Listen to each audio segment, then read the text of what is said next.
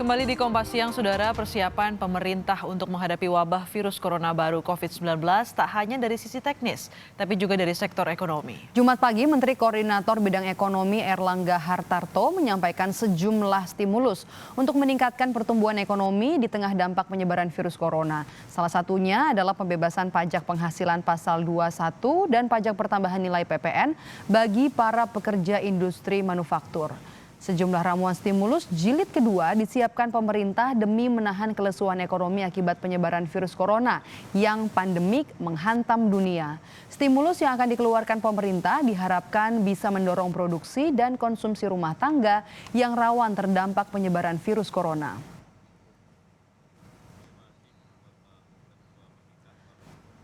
Dan untuk mengetahui apa saja strategi stimulus ekonomi pemerintah dalam menghadapi dampak corona, kita segera bergabung dengan jurnalis Kompas TV ada Rahmat Ibrahim di kantor Kementerian Ekonomi atau Kementerian Perekonomian Jakarta. Selamat siang Ibrahim, bisa dijelaskan apa-apa saja strategi stimulus ekonomi kedua yang disampaikan oleh pemerintah pada hari ini?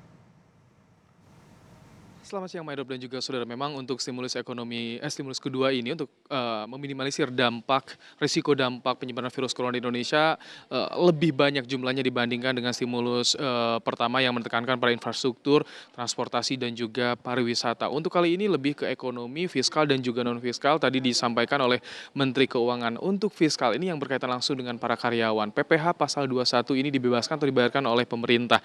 Artinya selama 6 bulan ke depan mulai dari bulan April hingga bulan September, karyawan atau perusahaan tidak perlu membayarkan pajak penghasilan pasal 21. Sementara untuk PPh pasal 22 dan juga pasal 25 ini ditangguhkan. Karena untuk PPh pasal 22 dan juga 25 dibayarkan ini setiap tahun tapi dicicil setiap bulannya. Nah, diharapkan dengan adanya penundaan pembayaran PPh pasal 22 dan juga 25 ini bisa memperkuat cash flow bagi perusahaan, terutama perusahaan-perusahaan industri manufaktur. Tadi disampaikan ada 19 jenis perusahaan industri manufaktur yang mendapatkan perhatian dari pemerintah. Tentunya diharapkan selain bisa memperkuat cash flow dari perusahaan ini juga tentu bisa menjaga kestabilan ekonomi.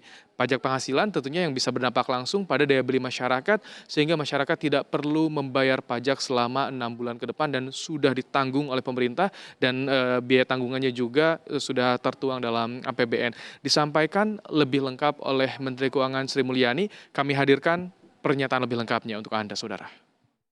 Di industri manufaktur, di mana karyawannya kemungkinan menghadapi dampak yang besar akan mendapatkan skema relaksasi PPh pasal 21 yang ditanggung pemerintah untuk karyawannya yang berpendapatan sampai dengan 200 juta rupiah per tahun. Relaksasi ini kami berikan selama 6 bulan dan dimulai untuk gaji bulan April ini. Dimulai pada bulan April ini sehingga sampai dengan nanti September. Nilai dari relaksasi pajak penghasilan pasal 21 karyawan ini yang ditanggung pemerintah nilainya akan sebesar 8,6 triliun. Estimasi berdasarkan kinerja perusahaan tahun 2019. Ya, selain kebijakan fiskal, non-fiskal seperti perizinan juga akan lebih mempermudah terutama bagi perusahaan-perusahaan ekspor-impor yang berkaitan dengan barang-barang penting. Selain dari ekonomi tapi juga dukungan untuk dunia kesehatan juga tadi disampaikan ada anggaran bagi dunia kesehatan, bantuan untuk penanganan virus corona, distribusi masker, dan juga distribusi desinfektan yang saat ini sudah mulai tersebar di sejumlah titik seperti di tempat-tempat umum dan juga fasilitas publik. Demikian, Maidop. Terima kasih laporan Anda Rahmat Ibrahim langsung dari kantor Kemenko Perekonomian Jakarta.